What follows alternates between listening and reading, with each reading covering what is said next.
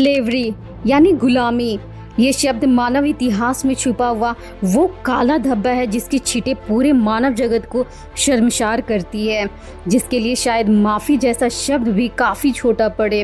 और सबसे दिलचस्प और शॉकिंग बात तो यहाँ ये है कि इसकी शुरुआत कहीं और से नहीं बल्कि यूरोपियन नेशन से हुई, जिसमें अफ्रीकन स्लेव ट्रेड उस वक्त सबसे ज़्यादा फेमस था। ग्रीक के महान फिलोसोफर एरिस्टोटल स्लेवरी के बारे में लिखते हुए कहते हैं कि master and slave relationship is natural and that some people are meant to rule and others are suppose to serve them. इस फिलॉसफी से कई बड़े बड़े प्रोमिनेंट थियोलॉजियंस इन्फ्लुएंस्ड होते हुए नजर आए, जिसमें एक फेमस नाम जुड़ता है थॉमस एक्विनस का, जो कि 13th सेंचुरी के हाईएस्ट प्रीस्ट के रूप में जाने जाते थे, जिन्हें बाद में संत की उपाधि दी गई थी।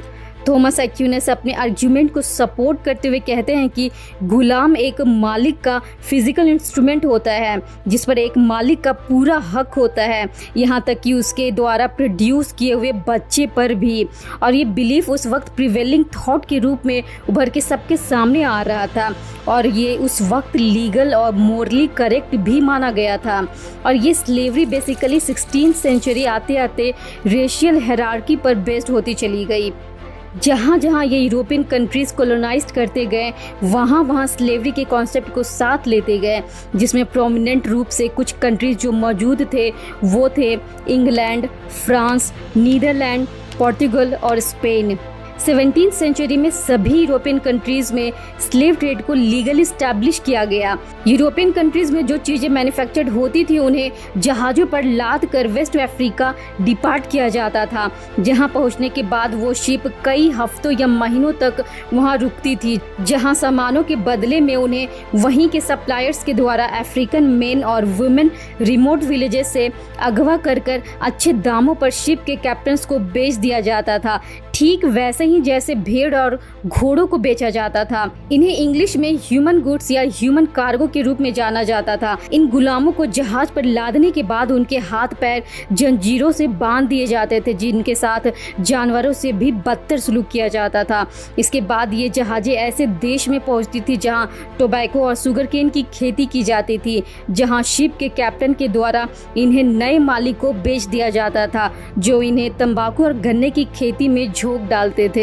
स्लेव अनलोड करने के बाद इन जहाज़ों में गन्ने, टोबैको, अल्कोहल और दूसरे प्रकार के लग्जरी सामानों को लादा जाता था, जिसे यूरोपियन कंट्रीज में हाईएस्ट प्राइस पर बेच दिया जाता था। जैसे जैसे इन लग्जरियस चीज़ों की डिमांड बढ़ती गई वैसे वैसे स्लेव ट्रेड भी बड़े पैमाने पर बढ़ता चला गया।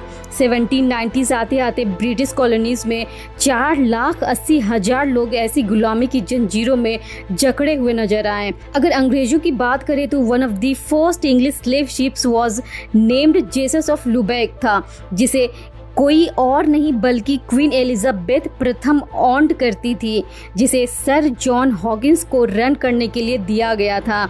सर जॉन हॉकिंस को पहला इंग्लिश स्लेव ट्रेडर माना जाता है जिन्होंने उन स्लेव्स को डोमिनिशियन रिपब्लिक में जाकर बेच दिया था। इस स्लेव ट्रेड के जरिए ऐसे लोगों ने करोड़ों रुपए कमाए थे। जब स्लेव ट्रेड अपनी हाईएस्ट पीक पर था तो उस वक्त ब्रिटिश के पास लगभग 223 ब्रिटिश स्लेव शिप्स मौजूद थे, जो कि रेगुलर बेसिस पर अफ्रीका से डिपार्ट होते थे। और आपको जानकर काफ़ी हैरानी होगी कि ऐसे जहाज़ों के लिए ब्रिटिश कोर्ट में इंश्योरेंस क्लेम भी किया जाता था। जोंग जैसे जहाज़ ऐसी चीज़ों के लिए काफ़ी फेमस थे, जिसमें उनके कैप्टन के द्वारा ब्रिटिश कोर्ट में लॉस ऑफ गुड्स का एक इंश्योरेंस क्लेम किया गया था। यहाँ लॉस ऑफ गुड्स का मतलब जहाज पर मौजूद स्लेव से है। यहाँ विडंबना ये है कि कप्तान ने खुद ही 122 स्लेव्स को जहाज से फेंकने का आदेश दिया था, क्योंकि जहाज बहुत ही भारी हो चुका था। उसने तर्क देते हुए कहा कि ऐसा उसने इसलिए किया ताकि जहाज और बाकी स्लेव्स को बचाया जा सके। उसके इस दावे को ब्रिटिश कोर्ट में रिकॉग्नाइज भी किया जाता है और जहाज के मालिकों को कैप्टन को मुआवजा देने के लिए मजबूर किया गया। ब्रिटिश जुडिशरी का तर्क था कि गुड्स, यानी यहाँ हर तरीके के गुड्स की बात हो रही है, जिसमें ह्यूमन गुड्स भी इंक्लूडेड हैं। तो यहाँ ब्रिटिश जुडिशरी का तर्क था कि गुड्स भी घोड़ों के माल के बराबर ही है, इसलिए इन्हें इसी तरीके से ट्रीट किया जाना चाहिए।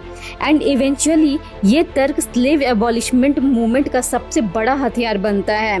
1804 में हेती के लोगों के द्वारा स्लेवरी के लिए बहुत बड़े पैमाने पर रिवोल्ट देखने को मिलता है, जो कि सक्सेसफुल भी होता है। इसके 30 साल के बाद ये आंदोलन ब्रिटेन में भी देखने को मिला, जिसके बाद 1 अगस्त 1834 को ब्रिटेन में भी स्लेवरी एबॉलिशन एक्ट के तहत एबॉलिश कर दिया गया।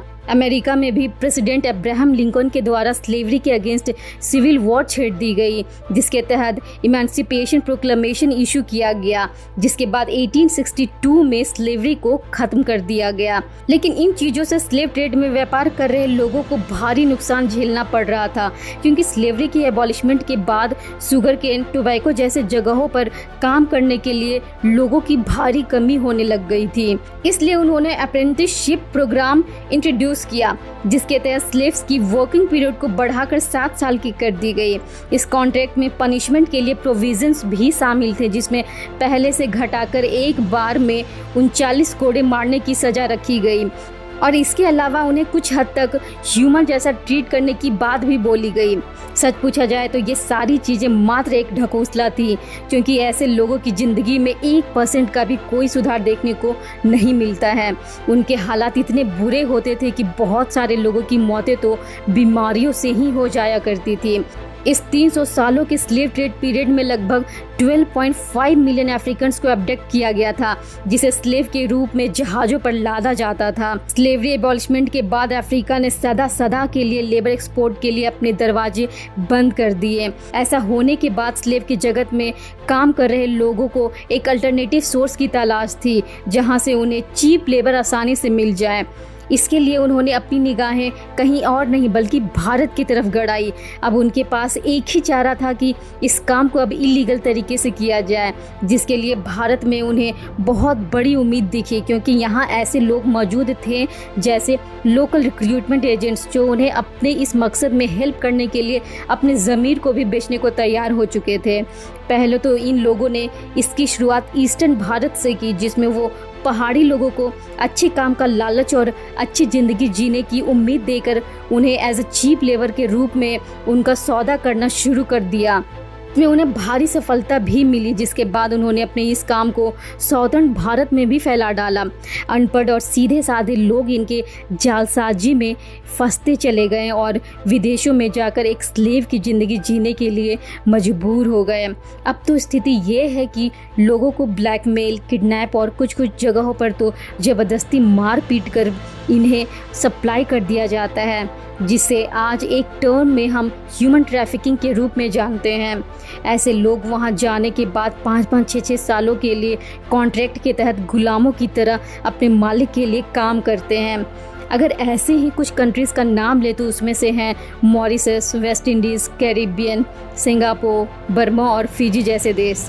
फिजी एक ऐसा देश है जहां कॉलोनियल शुगर रिफाइनिंग कंपनी मौजूद थी, जहां काम कर रहे मालिकों को सस्ते लेबर की ज़रूरत पड़ती थी, और इसकी भरपाई करने के लिए भारत उनके लिए एक बहुत बड़ा मार्केट बनकर उभरा। ऐसे स्लेव्स की कोई ज़िंदगी नहीं होती थी जिन्हें कई बार बेचा और ख़रीदा जाता था, और उनसे हर वो निष्ठा भरा काम किया जाता था जो कि इंसान के लिए नामुमकिन होता था, जिसमें लोगों की मौतें होना काफ़ी आम हुआ करती थी। आज भी दुनिया में स्लेव ट्रेड जैसी चीज़ें छुप छुपा कर कहीं ना कहीं हो रही है और इलीगल तरीके से चलती आ रही है। भले ही इसके नाम बदल गए हों, लेकिन इसके पीछे की काली सच्चाई आज भी वही है।